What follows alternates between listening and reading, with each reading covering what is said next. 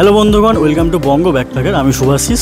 আজ আমি বসে আছি ডুলুং নদীর পাশে, আর এই ডুলুং নদীর পাশে আছে 500 বছরের পুরনো এই কনক দুর্গা মন্দির, যার ভিডিও আজকে আমি আপনাদের সামনে তুলে ধরবো। তো আমি এই মন্দিরে কিভাবে আসলাম সেই জার্নি থেকে ভিডিওটা শুরু করা যাক। জার্নিটা সকাল সকাল শুরু করেছিলাম, এখন চলেছি সোজা মিদনাপুর স্টেশন।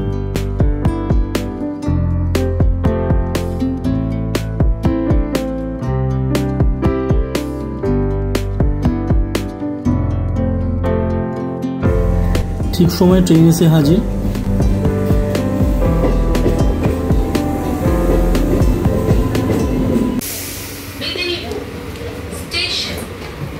তো এখন আমি মিদনাপুর থেকে যাব খড়গপুর, তারপর খড়গপুর থেকে ঝাড়গ্রামের ট্রেন ধরবো। আর আজকে এই জার্নিতে আমার ট্রাভেল পার্টনার অর্পণ। হ্যালো। তো চলুন এই জার্নিতে আপনারা আমাদের সাথে থাকুন আর ভিডিওটা পুরোটা দেখবেন। সকালে ঠান্ডা হাওয়া গায়ে লাগিয়ে আর এই কংসবতী নদী পার করে চলেছি গন্তব্যে।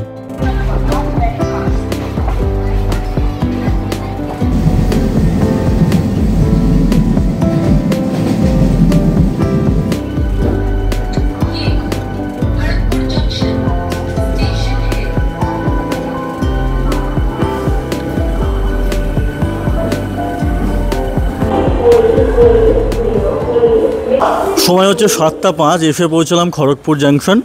এবার এখান থেকে আমরা ঝাড়গ্রামের ট্রেন ধরবো। এই টিকিট কাটা হয়ে গেছে, আর 30 টাকা করে পার পার্সন নিল, 60 টাকা টোটাল। এখন একটু ওয়েট করতে হবে, ঝাড়গ্রামের ট্রেন আসলে তারপর যাব। আজকে আমি ট্রাভেল করছি খড়গপুর থেকে 8:08-এর তিতলাগড় এক্সপ্রেসে। আর আপনারা যদি হাওড়া থেকে যান, হাওড়া থেকে কিন্তু ঝাড়গ্রামের অনেক ট্রেন পেয়ে যাবেন। আর কি কি ট্রেন আছে আমি এই ভিডিওর ডিসক্রিপশনে দিয়ে দেবো, আপনারা দেখে নেবেন। আমাদের যাওয়ার ট্রেন প্রায় 1 ঘন্টা লেট, তাই এখানে বসে থেকে বোর হয়ে গেছি। তো সকালে খালি পেটে বেরিয়েছিলাম, তাই এখন গিয়ে ব্রেকফাস্টটা করে নেব। স্টেশনের বাইরে দেখতে পেলাম ইডলি আর বড়া পাওয়া যাচ্ছে, তাই সেটাই নিচ্ছি।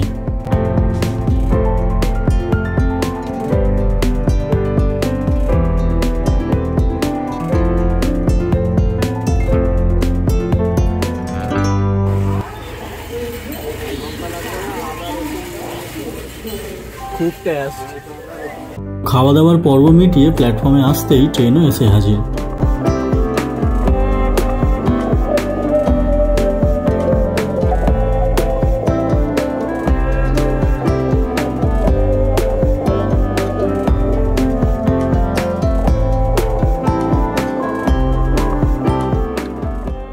তো ফাইনালি ট্রেন পেয়ে গেছি।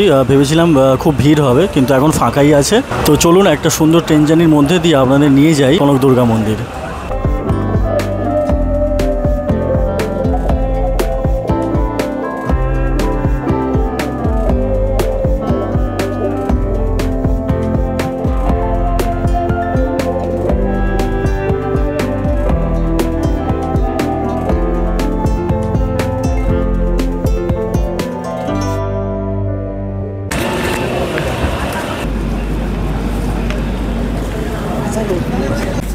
সময় হচ্ছে প্রায় 10টা। তো চলে আসলাম ঝাড়গ্রাম স্টেশন। তো এবার এই স্টেশনের বাইরে বেরোনো যাক, আর তারপর দেখি কি মানে কনক দুর্গা মন্দিরে যাওয়ার জন্য কি পাওয়া যায়।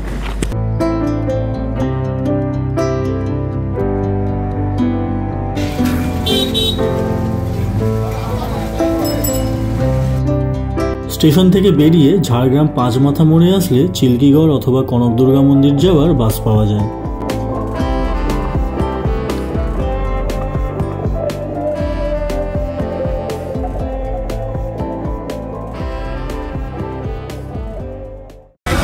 আপনারা যদি বাসে যেতে চান তাহলে ঝাড়গ্রাম 5 মাথার মোড় থেকে আপনারা চিল্কিগড় যাওয়ার বা কনক দুর্গা মন্দির যাওয়ার বাস পেয়ে যাবেন। আমরা সেই রাস্তা দিয়ে সোজা এগিয়ে আসতে, 5 মাথার মোড়ের একদম সোজা এগিয়ে আসতে সেখান থেকে আমরা বাস পেয়ে গেছি।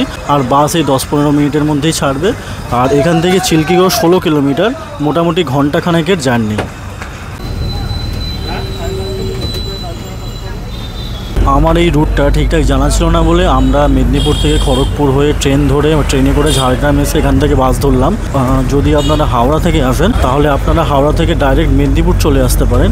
এছাড়া আপনারা যদি হাওড়া থেকে খড়গপুরেও নামেন, খড়গপুরের বাস স্ট্যান্ড থেকেও কিন্তু আমরা চিল্কিগড় যাওয়ার বাস পেয়ে যাবেন। বাস ভাড়া নিল 20 টাকা করে। ঝাড়গ্রামের সুন্দর প্রাকৃতিক সৌন্দর্যে ভরা মাঠ, ক্ষেত, জঙ্গল দেখতে দেখতে চলেছি।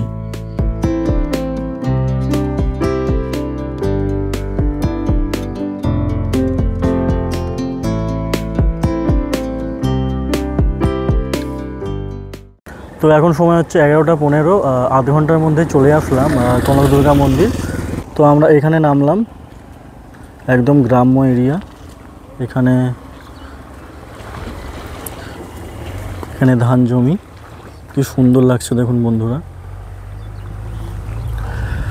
তো চলুন এখন ওই দিকটাতে যেতে হবে, ওই দিক থেকে একটু হেঁটে গেলেই পৌঁছে যাব মন্দিরের সামনে।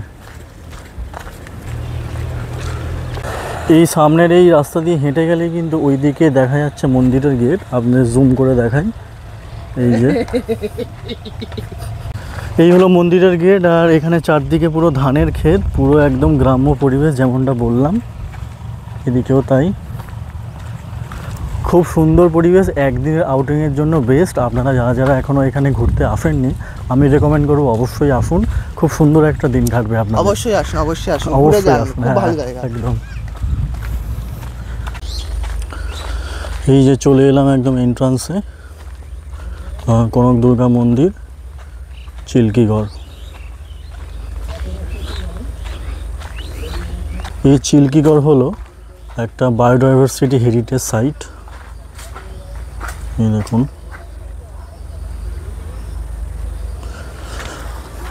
কারণ এখানে প্রচুর গাছপালা, আর গাছপালা যেখানে অনেক রকম পাখি, প্রজাপতি, কীটপতঙ্গ প্রচুর আছে। আপনারা যারা গাড়ি নিয়ে আসবেন, গাড়ি নিয়েও আসতে পারেন। এখানে কিন্তু বড় পার্কিংয়ের জায়গা আছে। এই দিকটা, এই যে যেটা দেখাচ্ছি, এইদিকে পার্কিংয়ের জায়গা, 4 চাকা, 2 চাকা, যে কোনো বড়, এবং এছাড়া বড় বড় বাসও দেখুন এখানে পার্ক করা আছে। আমি যেভাবে আসলাম আপনারা তো সেইভাবে আসতে পারেন। এছাড়া আর একটা রুট বললাম যে মিদনাপুর থেকে আপনারা কিন্তু ডাইরেক্ট ঝাড়গ্রামের বাস পেয়ে যাবেন, আর ঝাড়গ্রাম থেকে আপনারা এই চিল্কিগড়ের বাস পাবেন। এছাড়া আপনারা যদি অনেকজন আসেন তাহলে টোটো বা গাড়ি রিজার্ভ করেও আসতে পারেন। একদম চারদিকে গাছপালায় ভরা, আর গাছপালা যেখানে সেখানে ঠান্ডা, খুব একটা ঠান্ডা ভাব, আর অনেক রকম গাছপালায় ভর্তি।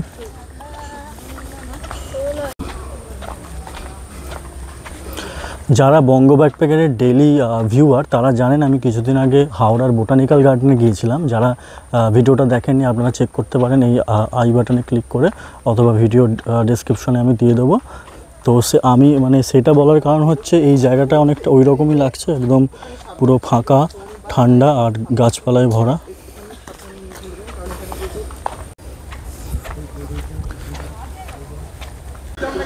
এই একটু হাঁটা পথেই চলে আসলাম মন্দিরের সামনে। যারা যারা পুজো দেবেন, এখানে বিভিন্ন ডালার দোকান আছে দেখুন, এখান থেকে ডালা নিয়ে আপনারা পুজো দিতে পারেন। আর যদি এই পাশটা দেখাই, বাচ্চাদের একটা ছোট্ট পার্ক করা আছে, আর এখানে অনেক হনুমানও আছে দেখুন।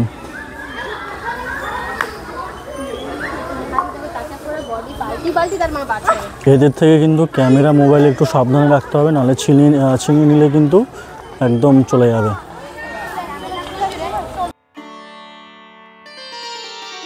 এই মন্দিরের নির্মাণ আনুমানিক 500 বছরেরও আগে চিল্কিগড়ের রাজা গোপীনাথ সিংহের দ্বারা। লোককথা অনুযায়ী রাজা গোপীনাথ একবার দৈব স্বপ্নাদেশ পান দেবী মহামায়ের মন্দির এই স্থানে প্রতিষ্ঠা করার।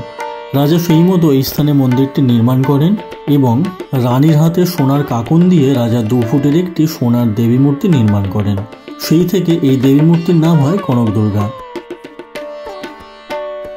1960 সালে আসল মূর্তিটি চুরি যায়। তার কিছু বছর পর রাজার বংশধরেরা অষ্টধাতুর একটি দেবী মূর্তি মন্দিরে প্রতিষ্ঠা করেন। 2007 সাল নাগাদ আবারও 2বার সেই মূর্তি চুরি যায়। বর্তমানে নবনির্মিত মূর্তিটি অষ্টধাতুর।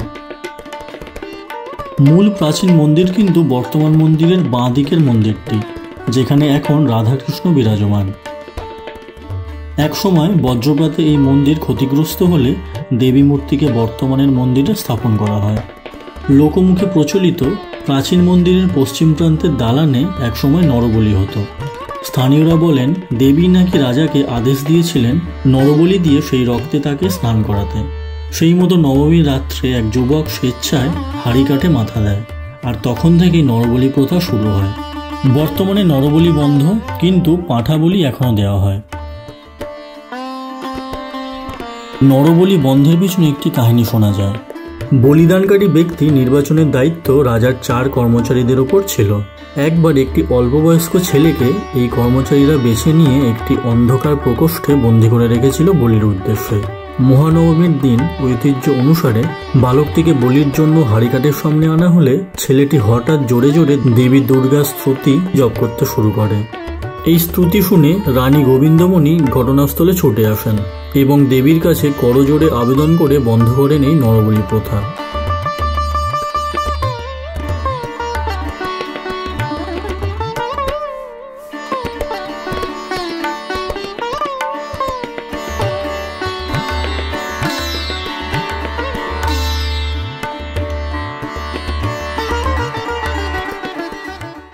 তো বন্ধুরা, ভিতরে মা দুর্গা বিরাজমান, আর সেটা অষ্টধাতুর তৈরি মূর্তি। আর ভেতরে যেহেতু ভিডিও ক্যামেরা নিষেধ, তাই আপনাদের ভিডিওটা দেখাতে পারলাম না। আপনারা এখানে অবশ্যই আসবেন আর স্বচক্ষে দেখে নেবেন দুর্গা মাকে।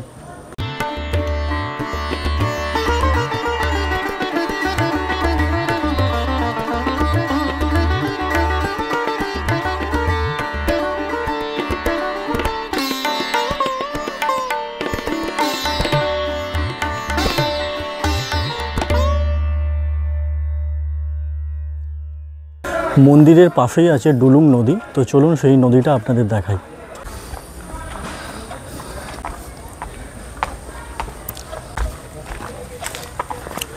বন্ধুরা, আমার এই ভিডিওটা আপনাদের কেমন লাগছে অবশ্যই কমেন্ট করে জানাবেন।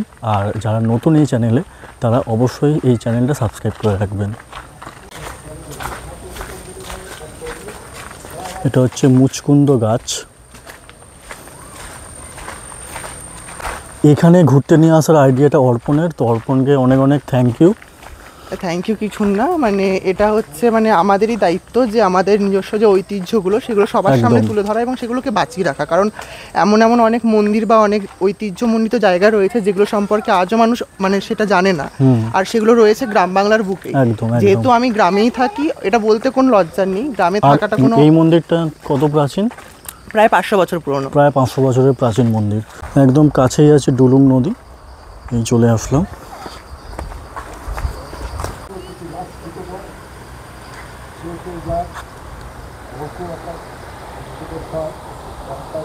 আপনারা এখানে আসলে বুঝতে পারবেন কি সুন্দর জায়গাটা।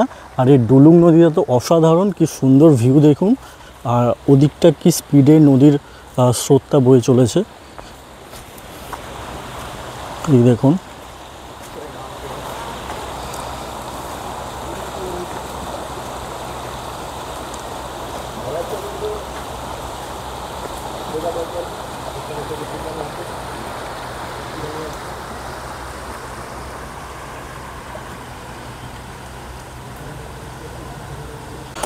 চলুন আরও সামনের দিকে এগিয়ে যাই।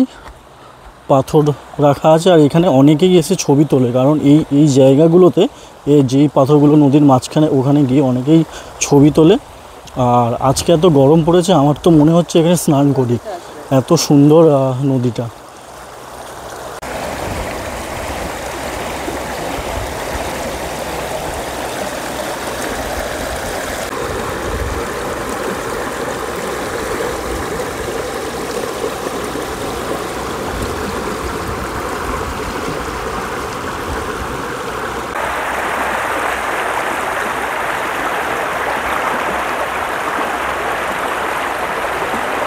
তো বন্ধুরা, এই ছিল আজকে কনক দুর্গা মন্দির আর তার ইতিহাস। তো এই ভিডিওটা আপনাদের কেমন লাগলো আমাকে অবশ্যই কমেন্ট করে জানাবেন।